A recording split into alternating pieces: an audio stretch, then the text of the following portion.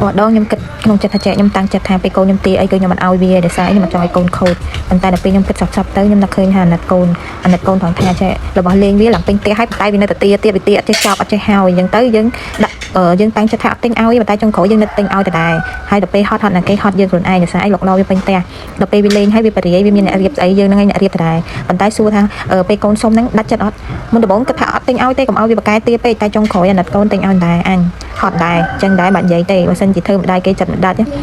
គឺថាដឹងតែវេទនាខ្លួនឯងអ្នកហត់នេះអត់មានណាទេគឺហត់ខ្លួនឯងហ្នឹងហើយព្រោះដោយសារអីវាលេងហើយវាបរិយាពេញផ្ទះអញ្ចឹងណា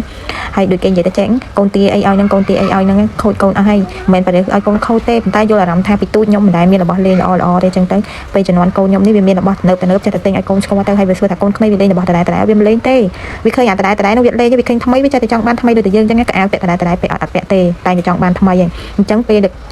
អ្នកខ្លះគេនិយាយថាតម្រូវកូនខូចឲ្យទីអីបាននឹងធ្វើឲ្យកូនខូចអីដឹងចិត្តអីចឹងណាចាខ្ញុំទទួលយកពាក្យនឹងទាំងអស់ព្រោះដោយសារអីខ្ញុំចង់ឲ្យកូនខ្ញុំមានរបស់ល្អលេងនឹងគេអត់ចង់ឲ្យកូនវាទៅដដើមមើលរបស់គេថាកូនគេមានលេងកូនអញអត់លេងទេតែសួរថា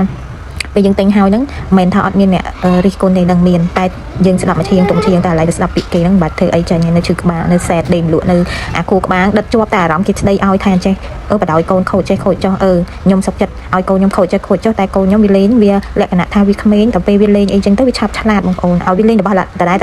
ណែទៅថាកូនយើងនេះវាអូឌីសំទៀតលេងតែរបស់ដដែលដល់ពេលមានរបស់ឲ្យគ្នាលេងដល់គ្រប់មុខអីទៅវា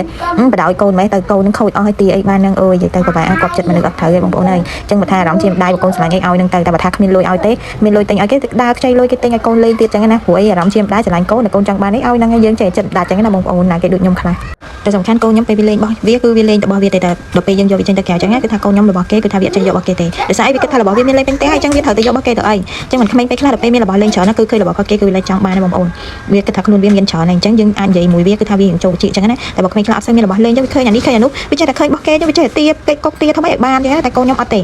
វាអត់សូវចេះឡំប៉ាច្រើនទេដោយសារយើងនិយាយឲ្យផលមួយវាចឹងណាថាកូនណាអានេះកូនឯងមិនទិញទេកូនឯងមានហើយចឹងវាអត់ចេះឡំប៉ាអីទេលើកលែងថាអូរបស់ហ្នឹងយើងខានទិញវារៀងច្រើនខែដែរហើយអ្នកគ្នាលេងតែចឹងទៅក៏យើងទិញអាថ្មីឲ្យគ្នាលេងយូរម្ដងអញ្ចឹងណាបងមិនបងប្អូនថាមិនលក្ខណៈថាឃើញចេញមកកូនមានរបស់លេងច្រើនទិញឲ្យសឹងរាល់ថ្ងៃអត់ទេអារាល់ថ្ងៃហ្នឹងវាមិនសមណាយូរយើងទិញឲ្យកូនម្ដងទេដោយសារអី